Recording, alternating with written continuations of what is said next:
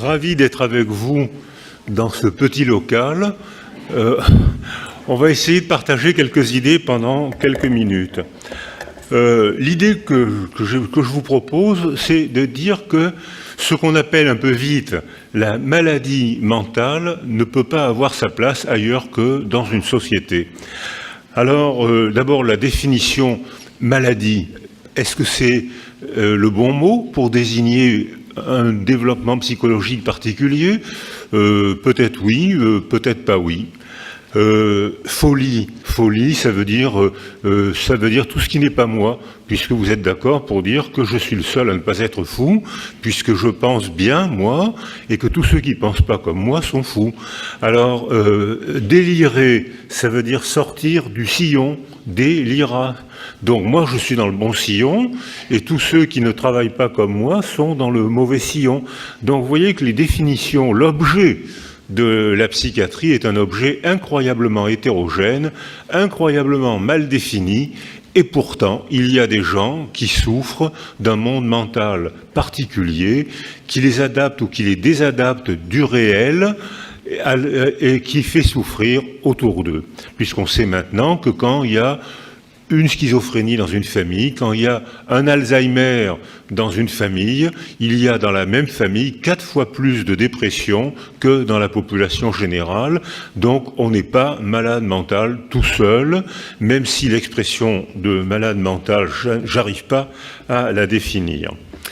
Alors voilà, si vous aviez les idées claires avant cet exposé, j'espère qu'à la fin de l'exposé, elles seront confuses, parce que ce que j'ai à vous dire, c'est vraiment que c'est pas simple.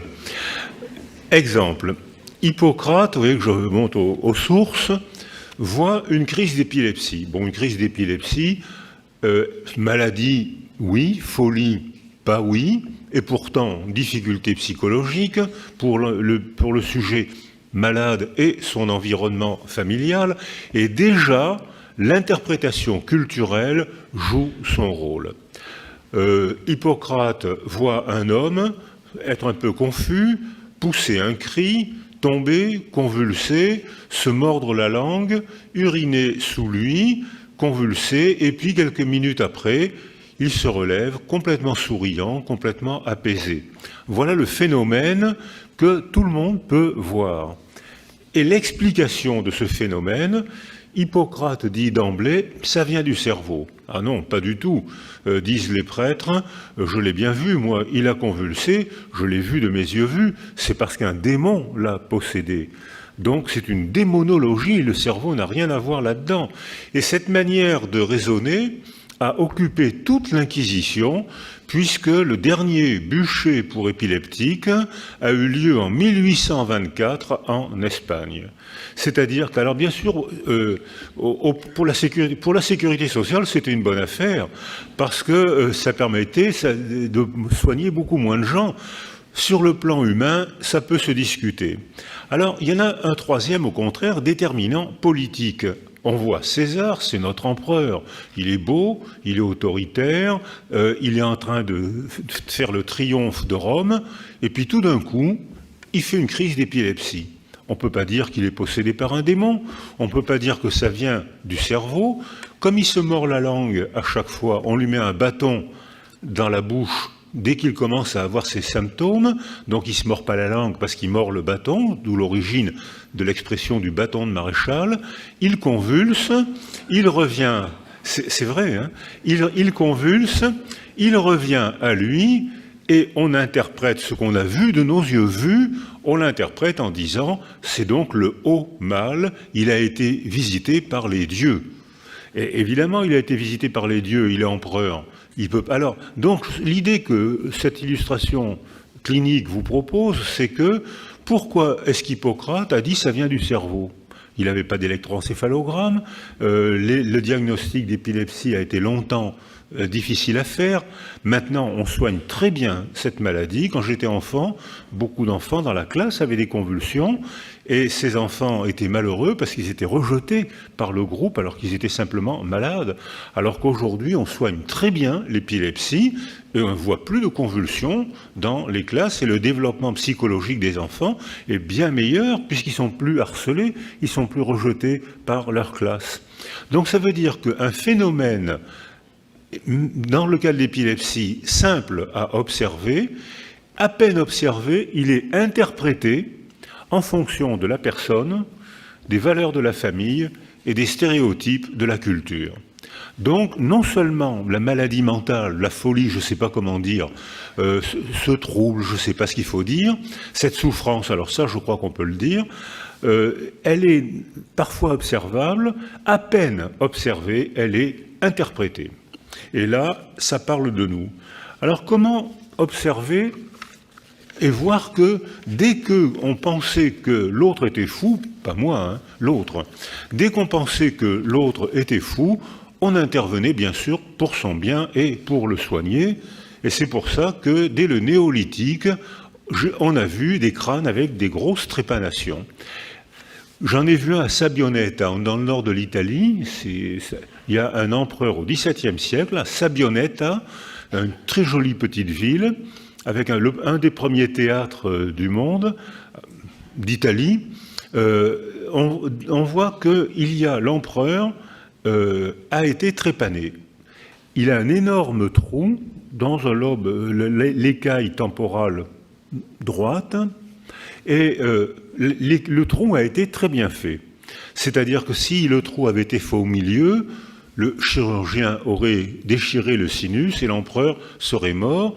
Donc il savait qu'il fallait faire l'écaille temporale à droite, une très grosse écaille, on voit un très gros bourrelet osseux, donc ça veut dire que l'empereur a vécu 17 ans après ce morceau d'os enlevé. Et ce morceau d'os, cette trépanation, a été faite pour des raisons psychiatriques, parce qu'il y a le compte-rendu, et on dit, il avait des hallucinations, il avait mauvais caractère, alors ça, si on devait trépaner tous les gens qui ont mauvais caractère, il avait mauvais caractère, et donc il fallait le soigner comme ça. Alors, je ne sais pas si ça a donné de bons résultats, mais en tout cas, il a vécu 17 ans avec le crâne qui pulsait parce qu'on lui avait enlevé un gros morceau d'os temporal. Alors, on voit que très vite, dès qu'on faisait un diagnostic de folie, c'était médicalisé. Et on voit, par exemple, on retrouve à Constantinople, au VIe siècle, à Tibériade, le code de déontologie. Alors j'ai noté la phrase parce que s'il y a des médecins dans la salle, il faut bien noter « Rien n'est plus noble que de soigner les pauvres. Réclame tes honoraires quand la maladie culmine, car une fois guéri, le malade oubliera de te payer. » Donc, dès le VIe siècle, les médecins avaient un code de déontologie, ils se soignaient bien.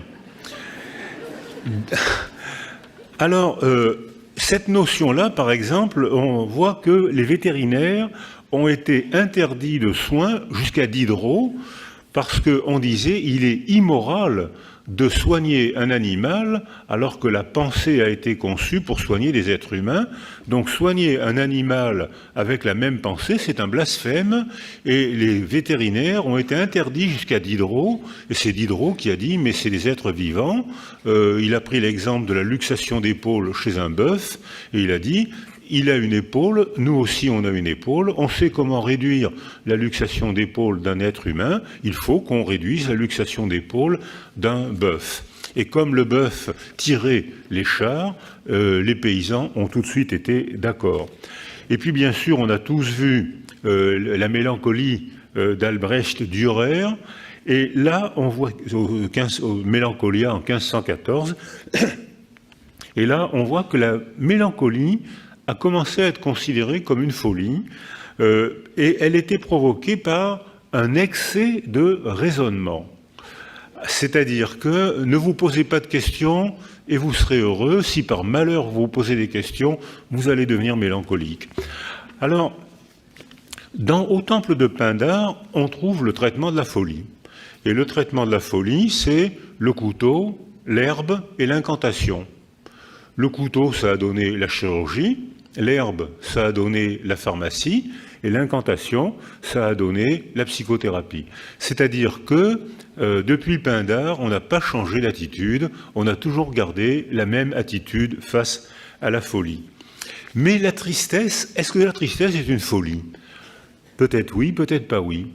Alors, l'acédie, par exemple, en Égypte chrétienne, au IIIe siècle, il ne faut pas oublier que l'Égypte, ce qu'on appelle aujourd'hui l'Égypte, la Palestine, le Maghreb, étaient des pays de chrétienté. Il n'y avait que des chrétiens dans ces zones de notre géographie. C'était des pays de chrétienté. C'est même de là qu'est partie la chrétienté. Or, très rapidement, on en arrive à concevoir que la tristesse est un péché. La tristesse est un péché parce qu'on voit que quand les gens sont trop tristes, ils n'ont plus la force d'aller se consacrer à Dieu, donc ils sont blasphématoires. Et la tristesse est un péché, il faut donc punir les tristes, et ça les améliore tout de suite. Dès qu'un triste est puni, il est chassé, aussitôt son moral remonte. Alors, ça a donné l'acédie. L'acédie, pendant très longtemps, a été considérée comme une forme de péché. Et saint Thomas d'Aquin dit que c'est un vice de l'âme et qu'il faut punir les tristes. Et puis, à la Renaissance, on redécouvre les valeurs d'Hippocrate et cette explication biologique de la folie, la bile noire. Mélanine, encolie, colique, mélanine, colique, la bile noire qui a donné la mélancolie. Et on retrouve les explications, les tentatives d'explication d'Hippocrate. Si on est triste, c'est pas du tout parce qu'on est blasphématoire. Si on est triste, c'est parce que notre foie sécrète une bile noire et c'est une substance qui provoque la tristesse. Alors, tout ça est vrai, même le contraire. C'est-à-dire que tout est vrai dans ce que je viens de vous dire. Alors bien sûr, je l'ai présenté de manière un peu pittoresque, mais c'est vrai. Il y a des substances qui provoquent des mélancolies. Dans certains cancers du foie, on est souvent obligé de donner de l'interféron, qui est une molécule antivirale. Un malade, alors là j'en dis malade, c'est un cancer du foie, un malade sur deux va faire une dépression extrêmement douloureuse avec toutes les rationalisations de la dépression. Tuez-moi, je ne mérite pas de vivre. Si vous ne me tuez pas, je vais transmettre la gangrène au monde entier. Vous devez me tuer. Toutes ces phrases étranges, on arrête l'interféron. Les phrases étranges disparaissent. Donc on voit que l'explication biologique de la folie, elle est vraie. L'explication sociale, elle est tout aussi vraie. Et l'explication morale, elle est tout aussi vraie. Alors, très récemment encore, alors à l'époque au XVIe siècle, Janvière dit « ce sont les prêtres qui sont responsables de la folie ». Puisque les prêtres gouvernent nos âmes, si on est bien, c'est grâce à eux, et si on n'est pas bien, si on est fou, c'est de leur faute. Les prêtres ont tous les pouvoirs, donc si on est mal, c'est parce que ce sont des sorciers. Et Janvière propose comme traitement la belladone, qui actuellement c'est devenu l'atropine, le pavot, la jusquiame et le chanvre indien, qui vient d'être reconnu comme traitement de la douleur. C'est-à-dire que déjà, à cette époque-là, on avait déjà la même attitude qu'aujourd'hui. On donnait des médicaments. Je ne sais pas si ça marchait mieux ou moins bien, mais on avait cette attitude qui consistait à donner des médicaments. Et puis, à la même époque, on a Erasme, bien sûr, qui fait l'éloge de la folie, parce que la folie, c'est pas du tout une souffrance, au contraire, c'est un voyage initiatique, merveilleux, et il est bien connu que les schizophrènes ne souffrent pas et qu'ils sont initiés. Et si je vous dis ça, c'est parce que Ronald Ling, psychiatre, l'a dit et l'a écrit dans les années 70. C'est-à-dire que tout peut être dit à propos de la folie. Alors, la folie devient un problème moral avec la Révolution française et avec Pinel. Et au XIXe siècle, la tristesse devient une merveilleuse nostalgie. C'est-à-dire que c'est plus la mélancolie, on souffre délicieusement. Et les hommes disent, nos pères, eux au moins, ils avaient l'épopée napoléonienne, et nous, on n'a rien dans notre vie, on ne souffre même pas.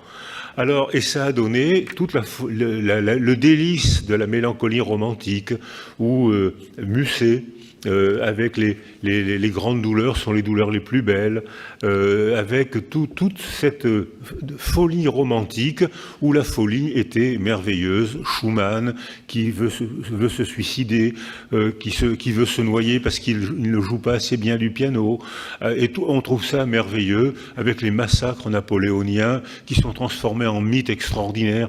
Et nous, hommes normaux, on est malheureux parce qu'on n'est pas fous et parce qu'on n'a pas d'épopée culturelle. Alors, j'ai personnellement assisté à la découverte du largactyle et de l'allopéridol. C'était totalement sérendipiteux.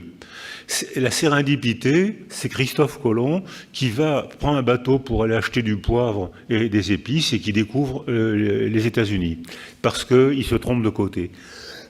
C'est-à-dire que la sérendipité, on trouve ce qu'on ne cherche pas. Ces découvertes ont été sérendipiteuses. J'étais proche de Laborit et Huguenard quand ils ont découvert le largactyle qu'ils ne cherchaient pas.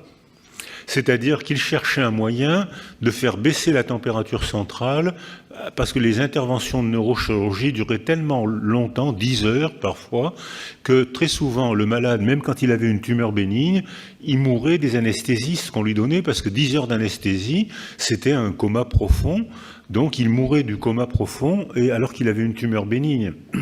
Donc il fallait trouver des substances et Laborit reprend le largactyle, rejeté par les laboratoires américains, et il dit, mais les ours, eux, ils hibernent, on fait baisser la température, et ils ne sont pas malades. Et au contraire, même en baissant la température, on peut faire des interventions chirurgicales, neurochirurgicales de 10 heures, presque sans donner de médicaments.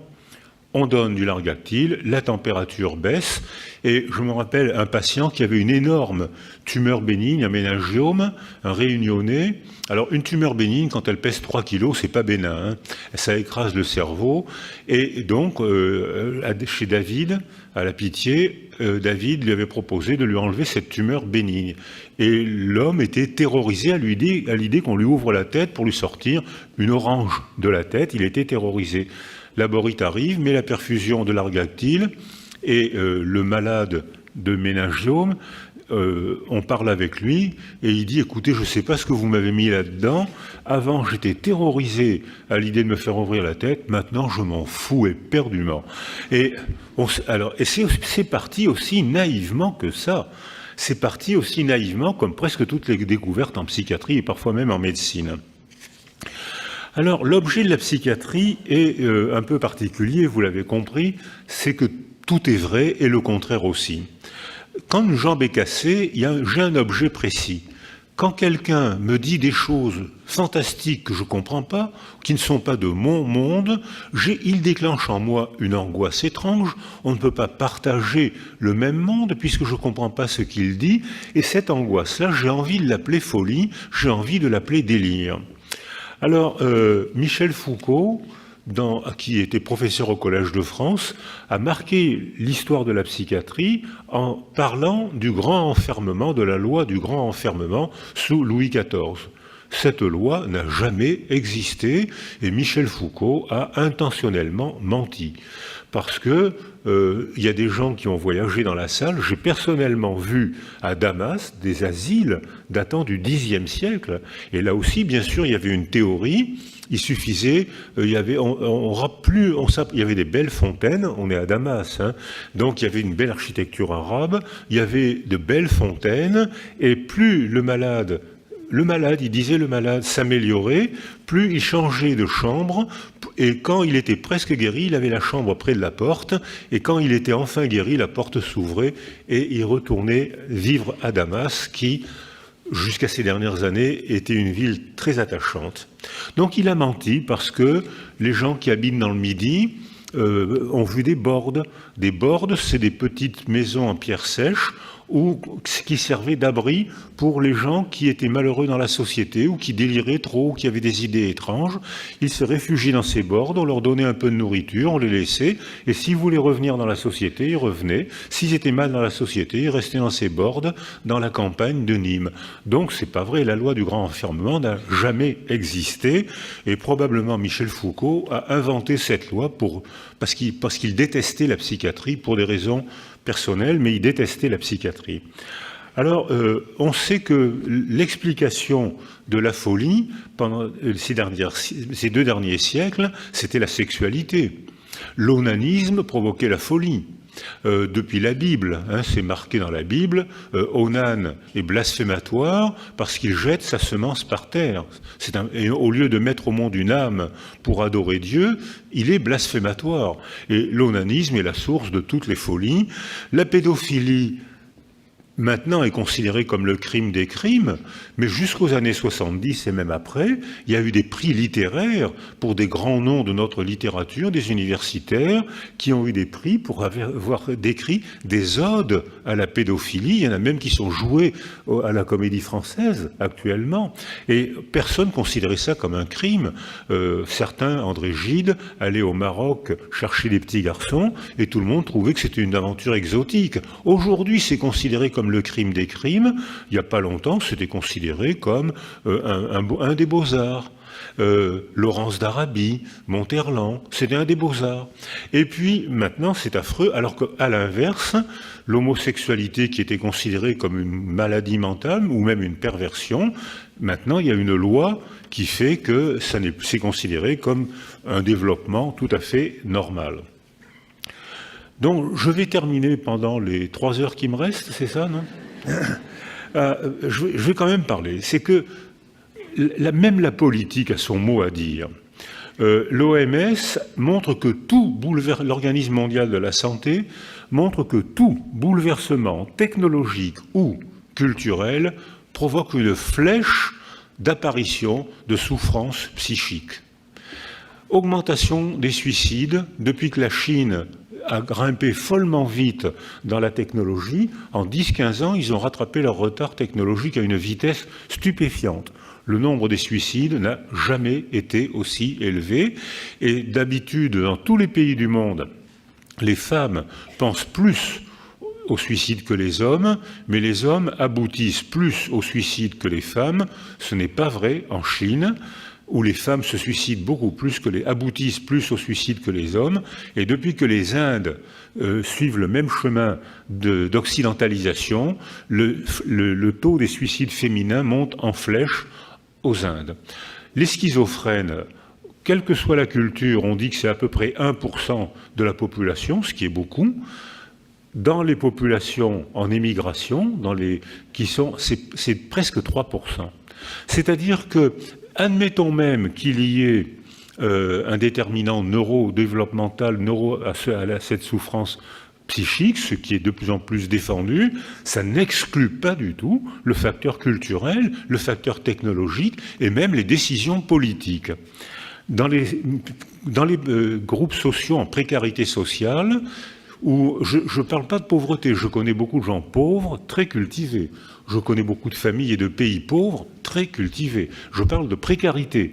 Je ne sais pas où on va dormir cette nuit. Je ne sais pas, le frigidaire, ça fait 3 jours qu'il est vide. Il n'y a pas de frigidaire. Je ne sais pas. Donc voilà, ça c'est la précarité. Les enfants ont tous des troubles cognitifs. C'est-à-dire qu'il y a une altération cérébrale que les neurosciences aujourd'hui montrent parce qu'il y a une précarité sociale.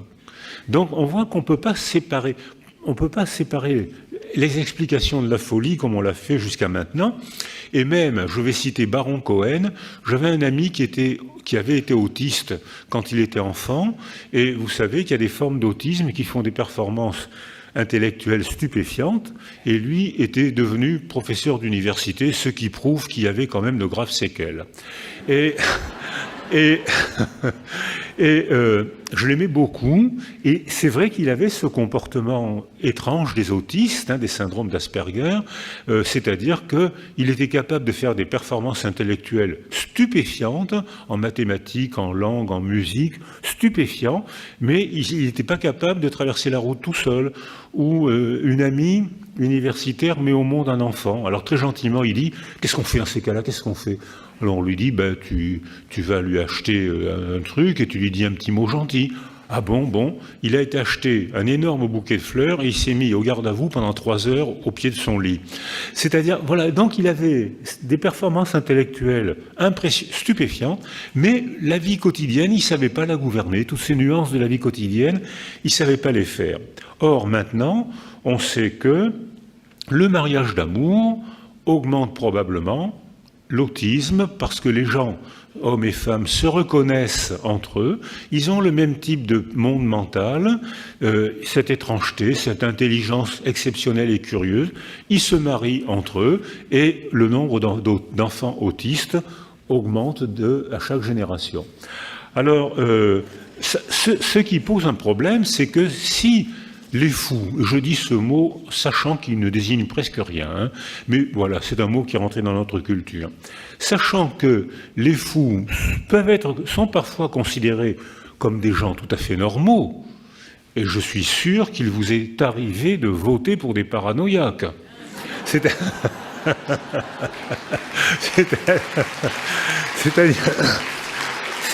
Ça pose un problème éthique énorme, c'est que si on normalise la folie, il va falloir les juger en cas de transgression sociale. Et s'il y a un vol, s'il y a une transgression, faudra-t-il juger les fous? J'imagine mal un schizophrène pouffant de rire devant un tribunal. J'imagine mal... Enfin, je ne sais pas. Voilà, c'est des questions que je vous pose, mais je n'ai pas la réponse. Je vais terminer quand même par... 2 phénomènes qui illustrent l'idée que je vous propose, c'est-à-dire comment les stéréotypes culturels, les récits culturels qui nous entourent participent à notre manière de voir la folie et des décisions thérapeutiques qu'on prend envers ceux qu'on appelle les fous. Alors, par exemple, le nazisme avait été fondé sur la théorie du surhomme. Et vous êtes bien d'accord avec moi pour dire que les surhommes sont tous grands, bruns et chauves.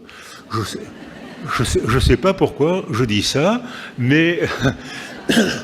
Alors, il y avait donc cette théorie du surhomme, parce qu'il y avait la théorie de la dégénérescence. Et donc, dégénéré, j'ai vu dans les livres d'école des années 30, où on voit 3 couples beaux, jeunes gens, blonds, beaux, mignons, et la légende dit, ces 3 beaux couples de jeunes gens ne pourront pas travailler et acheter un logement parce que tout l'argent est consacré à soigner celui-là, et celui-là, c'est un fou qui, bien sûr, est montré de manière très difforme. Conclusion logique des enfants, c'est moral d'éliminer les fous, ce qu'ont fait les nazis, 300 à 400 000 morts en Allemagne.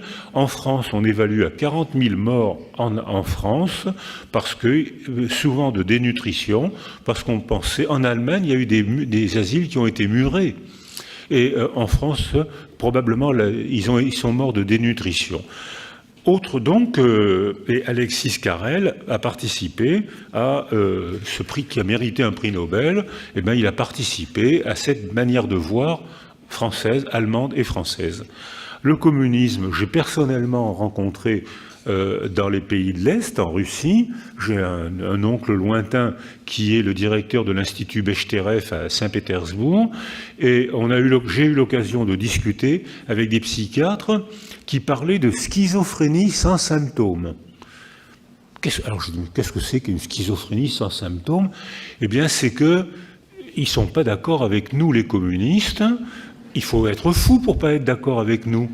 Donc, ils étaient emprisonnés, et cet oncle avait trouvé la parade. Il faisait sortir, le KGB arrêtait ces schizophrènes sans symptômes, et il les amenait à l'Institut Bechterev à Saint-Pétersbourg. Et la parade, c'est que tout le monde signait la sortie. Tous les médecins, les internes, les infirmières, les femmes de ménage, et le KGB ne pouvait pas arrêter tout le monde. Donc le malade sortait, et un jour ils ont fait sortir un militaire très dangereux, très délirant, qu'il a fallu arrêter un peu plus loin parce qu'il avait commis des actes très dangereux. Alors, je vais terminer là-dessus. C'est-à-dire que actuellement, le syndrome psychotraumatique, est-ce que c'est une folie? On en parle énormément, et l'OMS dit que, à la fin de sa vie, 1 personne sur 2 aura connu un traumatisme. Si c'est vrai, c'est énorme. Alors, cette notion-là n'était pas pensée avant.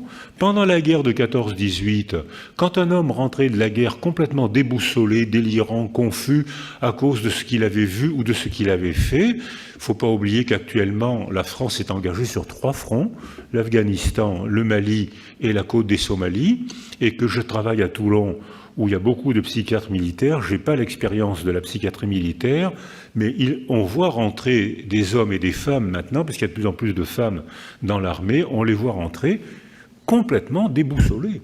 Est-ce qu'on peut appeler ça folie? Ils sont déboussolés, confus, délirants, ne pouvant plus dormir, avec des mots étranges.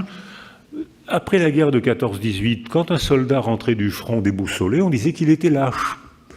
Maintenant, quand un soldat rentre déboussolé, on l'entoure et on dit qu'il souffre d'un syndrome psychotraumatique. En conclusion, l'objet de la jambe cassée, il est clair, c'est un objet hors de soi. L'objet folie, il dépend autant de moi, observateur, que de vous, culture, que de la souffrance de celui qui est étiqueté fou. C'est-à-dire qu'on participe tous à ce qu'on appelle la folie de l'autre. Ma manière de le voir, ma manière de le penser dépend de mon histoire et dépend de nos stéréotypes culturels, comme pour Erasme, l'éloge de la folie, le nazisme, il faut éradiquer les fous en les tuant, ou au contraire mettre en prison, comme le communisme, mettre en prison ou en hôpital psychiatrique ceux qui ne pensent pas comme nous. Donc, alors, la conclusion, l'avenir. Eh bien, l'avenir, je crois qu'il est forcément pluridisciplinaire. Personne n'a la vérité, tout le monde a sa part de vérité. Les généticiens ont probablement eu un petit morceau de vérité pour l'autisme ou la schizophrénie. Mais je vais tout de suite relativiser ce que je viens de dire, parce que maintenant on sait que la bandelette génétique est modifiée par les structures du milieu écologique. Et qu'il y a des théories maintenant sur la grippe des mères pendant la grossesse, au cours du 2e trimestre, sur les pollutions, certaines substances modifieraient le développement neurobiologique des bébés, donc, et que surtout la structure écologique du milieu modifie l'expression des bandelettes génétiques. Donc même quand je parle génétique, je parle d'écologie en même temps. Donc le concept d'inné et d'acquis n'a aucun sens.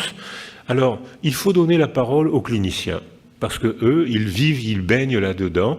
Il faut donner la parole aux familles, parce que les familles ont une expérience que les médecins n'ont pas. C'est une forme de connaissance qu'ils payent cher, mais c'est une connaissance. Les médecins aussi payent cher. Il ne faut pas oublier que dans les métiers d'aide, il y a presque 50% de burn-out, de dépression, d'épuisement professionnel. Ce n'est pas des métiers anodins. On s'engage et la souffrance de l'autre, on en prend notre part. Alors bien sûr, les familles énormément, mais les soignants aussi. On voit que dans les services d'oncologie, les médecins et les infirmières dépriment très souvent. Et dans les services de psychiatrie, c'est vrai aussi. C'est très fréquent. Alors, donc l'objet Georges d'Évreux disait c'est le contre-transfert de l'objet de science. L'objet, là, en l'occurrence c'est le fou, l'objet fait quelque chose en moi, il fait une impression en moi, et ma réaction, l'impression qu'il me fait, modifie son développement et modifie l'expression de ses symptômes. Et ça dépend de moi, médecin, psychologue, ça dépend de nous, famille, et ça dépend beaucoup des stéréotypes culturels et des décisions politiques et même des récits. C'est-à-dire que je pense que si on veut être moins sectaire pour essayer d'aider ces patients et leurs familles, il faut absolument s'entraîner au raisonnement pluridisciplinaire. Merci de m'avoir écouté.